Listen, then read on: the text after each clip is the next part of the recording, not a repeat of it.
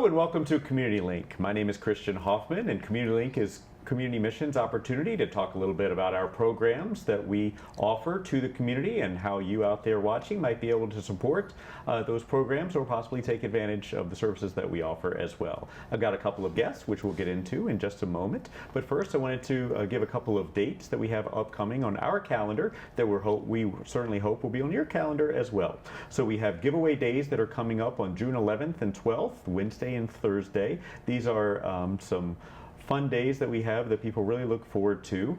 We have our community kitchen meal for lunch out in our field right next door to our main site at 1570 Buffalo Avenue, and we give away lots and lots of different things that are given to us throughout the year. So we're going to have one in June, we're going to have one in July, one in August. We'll keep you aware of each of those dates as we go throughout the summer. But June 11th and 12th, please mark your calendars. You can come out, get something free to eat, and then take home either some clothes or household items or some other giveaways, and then access a bunch of different services and organizations and partners, much like the ones that we'll be talking about today. They'll all have tables as well. So June 11th and 12th, please come join us for lunch there at the Mission at 1570 Buffalo Avenue. Another date that we want to keep everyone aware of is Monday, July 21st, is our 24th annual Golf Classic. It's going to be held at Niagara Frontier Golf Club up in Youngstown. A beautiful course and a wonderful day raising money for our crisis and community services, things like the emergency homeless shelter, our soup kitchen, our food pantry, and many other programs along those lines that don't have a specific budget from government funders or anything like that. That's why we hold fundraisers, and that's why we need your help. So we'd love for you to bring your foursome out if you're a golfer, or if you're a business owner or would like to support us in any other way. You can always call us at 716-285-3403 for more information. We need gift cards, we need sponsorships, we need all kinds of donations to make all of those things happen. And if you're also looking to support us in other ways, we need donations of hygiene products is what we're kind of putting the call out for right now. All kinds of different items that we need. If you can think of it, we probably need it at our shelter or within any of our programs and such. Those can always be dropped off, once again, at 1570 Buffalo Avenue. And if you've got a little time on your hands, you can always come out and volunteer with us as well. Just go to communitymissions.org/volunteer. All right, so enough from me right now. Joined by a couple of guests here. To my right is Deanna Bunce from the Niagara P.A.T.H program, a licensed clinical social worker. And then to her right is Joshua Anderson, a recovery advocate. Welcome. Thank you. Thanks for having us. Absolutely. So we talked about a year and a half ago or so. Hopefully you joined us back then. So things have changed a little bit in Niagara P.A.T.H probably. But let's start with the very beginning. What is Niagara P.A.T.H, Joshua? Yeah, well, that has not changed. Okay, fair enough. All right. PATH, the acronym stands for Presenting Alternatives for Treatment and Healing. And we respond to individuals that might have substance use. We've been doing this for a little while. We've been moving, and we think that we have some good grounding going on right now in Niagara County. We're in a lot of different places. Wherever it is that there's cracks, we want to show up. We show up to almost every single reported overdose in Niagara County. We go into facilities and we try to bring our angle of recovery. Although we have licensed clinicians, the lion's share of us are individuals that have lived experience, and we've gotten past that initial hard times that everybody goes through. And I know a lot of times when people are going through or trying to get it together, it seems insurmountable how hard it is, right? And we all have done that, right? So we feel that we are in a place where we are equipped to tell people, I've been there, I know what it's like, I know it's hard to breathe, but this is the way, right? And our job simply is to encourage and support individuals, right? And help them along their own journey. That's my angle of what we do. You know, my supervisor, Deanna, she'll tell you better off what we actually do. Thank you for that question, Christian. yeah. I think the name PATH and presenting alternatives to treatment and healing we are an alternative to maybe a normal traditional route of treatment, where some may say, you need to go to rehab if you're struggling with substance use, or you need to go to outpatient, and those are also good options, and we support those options, and we work with barriers that may exist. So you might need a ride to your outpatient treatment provider. You might need help getting insurance. It's the other things that could get in the way from the traditional path of treatment and/or healing. That being said, we also provide services to family members that are experiencing that secondhand addiction and trying to support the family so that they can support their loved one. So we do a lot of different things in just treating the person where they are at and as a whole. So you talked a little bit about certainly the family and whoever it is that's actually using as well. What does that look like? Who are these people, would you say? I think the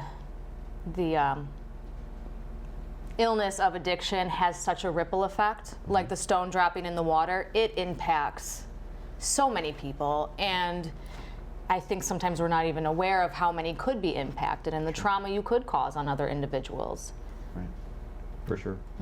Yeah, and a lot of these individuals that are trying to get it together, or their families, because our team has been in this area for such a long time, right? They know us and they know of our story. So like, it's not like they're talking to strangers. One of the things that happens when people try to get together is there's a lack of trust, right? You're going to meet someone and tell them things that there might be embarrassed and ashamed to talk about. Right, so building that trust is important. Some of them already know us. Some of these individuals I've known them all my life, or I've known their children, or they've known my children. Right, so being a part of this community it's a really important, part of who we are. Right. Yeah, I would imagine that trust is everything, right? Like, because people in a difficult situation aren't going to trust. So, what are the ways that you build that trust? How do you continue to show up? I think that's actually unique in and of itself, is our ability to be community-based. Okay. So we're showing up where these people are comfortable. And that could be their home, that could be a Tim Hortons, the library. If they're homeless, we meet them. We can provide that level of support wherever they are most comfortable. So, instead of maybe behind a closed door up in a clinic, we're meeting them exactly where they are at. And even our office, because we treat our office like it's home, right? We don't have cubicles, we have an open floor plan, right? We all communicate, right? I'm a big believer that we spend more time with our workmates than we do with our own family members sometimes, right? So it's important that we get along, right? And I think it shows when they come into our office. We hold self-help meetings there. And we're right in the middle of Niagara Falls, right? So, and we can get anywhere at any time. And some of the ways that we can help people, not limited to, but sometimes if they need transportation, if they need, clothes, if they need food, if they just need someone to talk to in the middle of the night to keep from pulling the pin, right? That's what, we want to do, right? I think it's important that we found our position, and now it's about staying in positions and moving in positions that society identifies that are needed, and that's why we're really excited to talk about our new level of help here in Niagara County today. So, two things you just mentioned I want to make sure we get out there first. Office, where's that office located, and what phone number do people call? Yeah. So our office, if you're familiar with the old Trot building, which is I believe it's 1001 11th Street in Niagara Falls, right across the street from Tops, right on Portage Road, historic Portage Road. We're right there, right down from the DMV. You can always come in, get a cup of coffee, and let us know what's on your mind. Right? Yeah. We invite that. Right. And that phone number?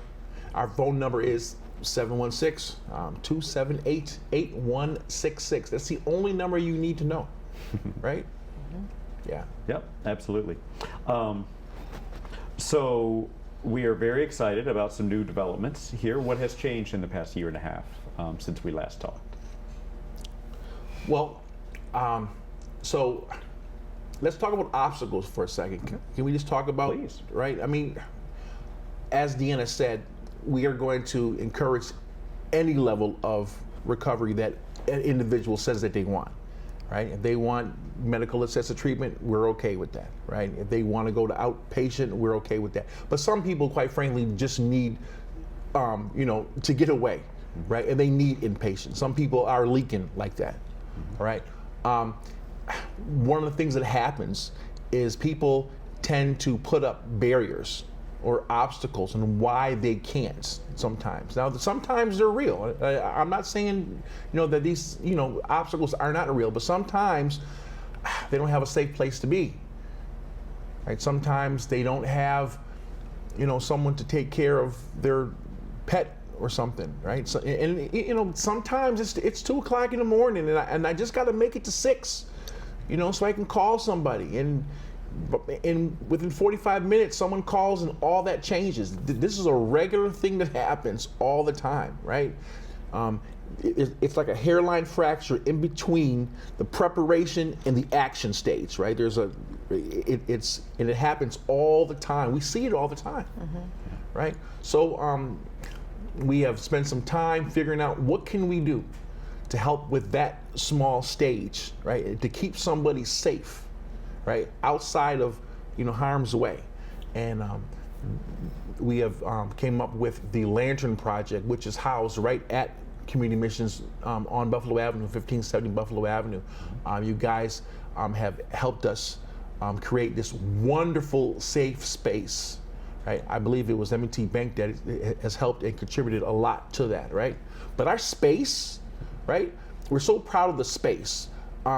If anyone has ever been to the City Mission, that sometimes, in certain places, it might not, some people might use it as an excuse not to get better just because it's in that building, right? Some people have been there before. They know some of the challenges that go on in that building. We put the best we can in this space, right? We put up some of the best stuff because we know it's going to take someone's best, right, to get better. We have a suite, right? And we have enough room for 2 individuals to stay, and we can keep them safe for a little while until we can move them on to their next level of treatment. Right. What are you most excited for about the Lantern Project? I think because it's very person-centered. So if an individual, there's a couple things that could happen. If an individual maybe is staying at home with their mother and can't stop using and she's a trigger, we could remove them from that situation and get them that level of help so that they can get better, because we just want to keep them safe during that period. The individual might be homeless or at risk of an adverse event. We've seen a lot of individuals that are, homeless or struggling with homelessness, and, if they are using substances, sometimes they do pass away. Maybe if we had some sort of supervision or, keeping them from the elements and supporting them, that they could have a different option for themselves. If they do have a pending bed already, and it's just a couple days, we're more than willing to take them in. Or if they don't have a pending bed, we'll help them get a bed in a 28-day program. We understand there's barriers and we're willing to work with them. So, we're fortunate that Community Missions allowed us the opportunity to keep that flexibility to best serve our population. No.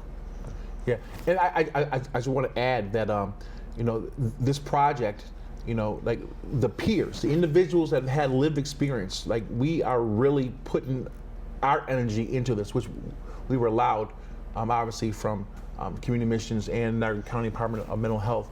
This is not a space that we're going to put them in and be like, okay, we'll come back in 6 hours. Like, we are going to stay with them and we're going to motivate them, right, and keep them engaged, right? Because that's an important time, right, early on, right, and to share with them what they might or might not need to do during that time, and to keep them away from harm. Right? We're really excited about that, right? Because we know how important that is.